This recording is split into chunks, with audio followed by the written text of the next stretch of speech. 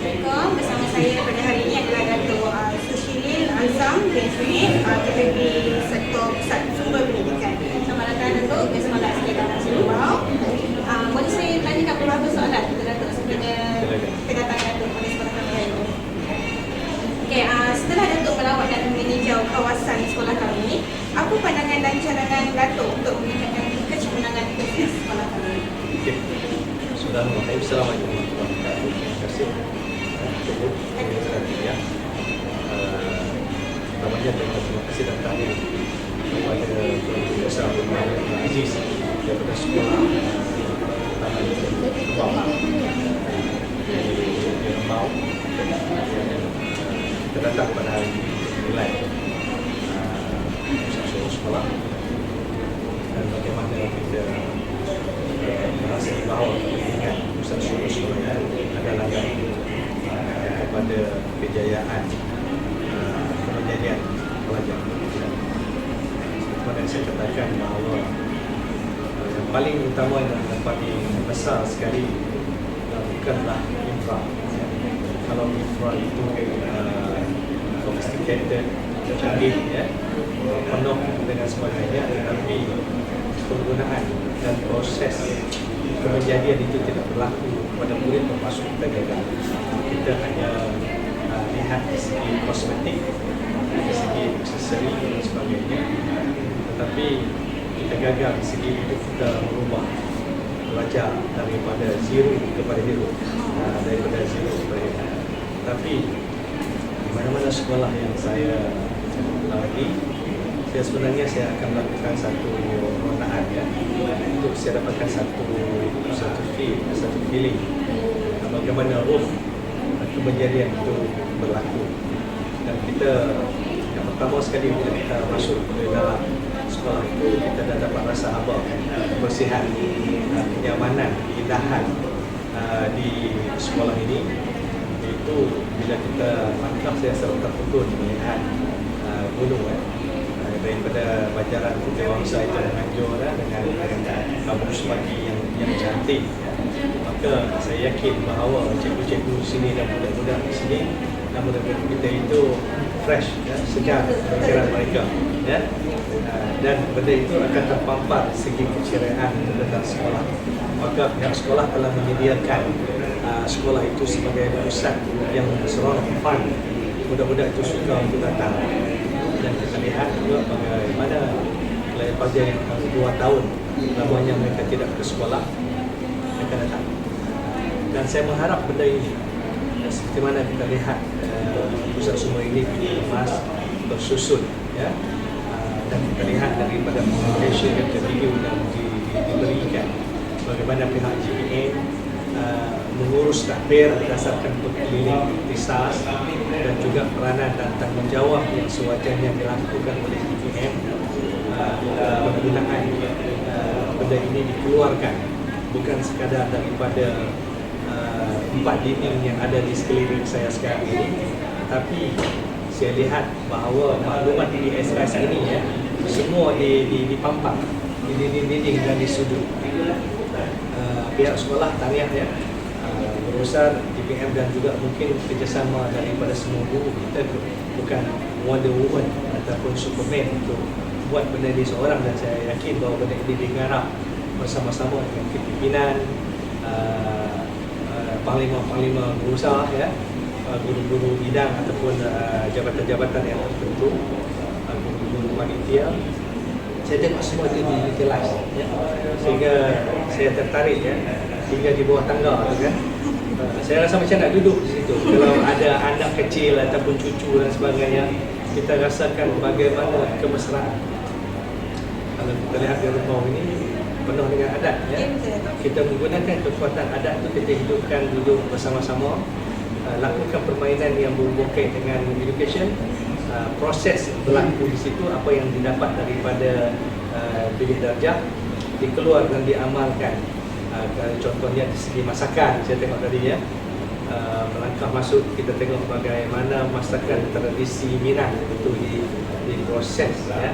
Jadi ini adalah satu ikon, satu benda yang ditonjol. Tadi pihak sekolah dah boleh menunjukkan itu, you punya kekuatan yang kita tunjukkan tadi. Jadi saya katakan peringkat tadi bahawa keindahan Gunung Datuk di belakang itu adalah satu benda yang boleh attract manusia untuk tertarik dengan sekolah. Yang keduanya di segi masakan, dan bagaimana masakan itu boleh dijadikan sebagai satu, sebut saja sekolah di daerah Rempau ni, orang akan ingat keindahan, dan yang keduanya di segi keenakan makan. Gitu. Dan itu adalah sebagai satu contoh bagaimana kemenjadian itu berlaku, yang keluar daripada maklumat jadi masakan daripada bahan digital, online dan sebagainya, daripada semua diterjemahkan di luar melalui praktikal. Maka itulah yang kita tunjukkan kejadian dan proses transfer maklumat itu berlaku.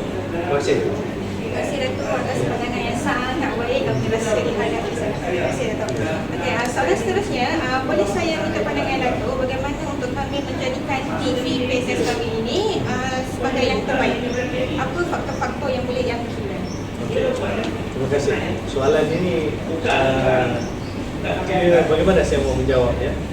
Kalau kita melihat TV PSS daripada segi elit, kalau kita berfikir bahawa menunjukkan TV ini perlukan kos yang tinggi, peralatan yang canggih, tidak.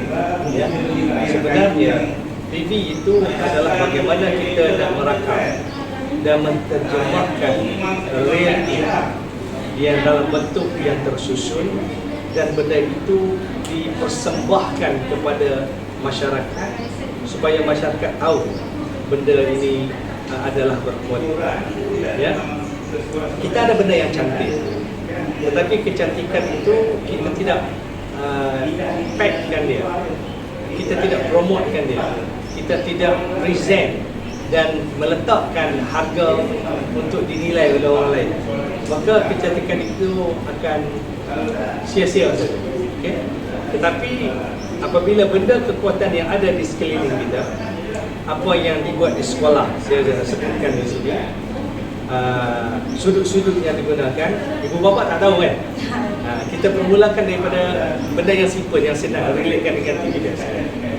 Jadi kita ambilkan aktiviti yang dilaksanakan di sudut-sudut sedemikian. Kalau tangga, bawah tangga, ruang bawah tangga itu kalau di rumah selalunya kita buat apa? Kita akan letakkan store. Kan? Jadi kita letakkan store itu adalah sebagai tempat nak simpan benda-benda yang perlu dan tidak perlu. Ya, jadi store. Kalau masuk dalam store ni padat, lipas, tak tersusun, maka itu adalah persepsi. Tetapi transfer maklumat ini berlaku apabila kita tunjuk bagaimana ruang di bawah tangga yang luas itu ditukar menjadi satu tempat yang menyeronokkan. Ya, anak-anak boleh lakukan aktiviti permainan, boleh dilakukan proses pembelajaran. Maka benda tersebut itu dirakam yang menggunakan kos yang begitu mudah, iaitu kamera yang murah, tetapi kita rakam dengan latar yang cantik, kemudian kita edit, kita masukkan dalam YouTube dan kita sediakan link dan kita masukkan kepada komuniti PIBG. Ya, dan daripada komuniti PIBG itu kita sebarkan kepada komuniti masyarakat Rembau sebagai contohnya. Jadi apabila mereka melihat, wow, ini pendidikan yang berlaku kepada anak. Kalau sekolah boleh buat benda yang sedemikian di bawah tangga, maka anak itu akan bawa balik ke rumah, bapa tengok mak akan buat benda yang sedemikian di dalam rumah. Jadi proses itu perlu diukur. Dicerita oleh anak murid ya kepada kita bahawa di bawah tangga rumahnya hari ini telah menjadi satu sudut perubahan, jadi sebagai sudut bacaan, sudut lepak, sudut permainan dan sebagainya. Dulu kita fikir kata rumah kita di bermacam-macam dan sebagainya. Kita menggunakan segala ruang. Sekolah mendidik anak-anak kita, ibu bapa melihat benda itu berlaku, maka pendidikan itu telah transfer keluar daripada pusat sumber kepada ruang bawah tangga, dan ruang tangga itu dipindahkan ke dalam rumah.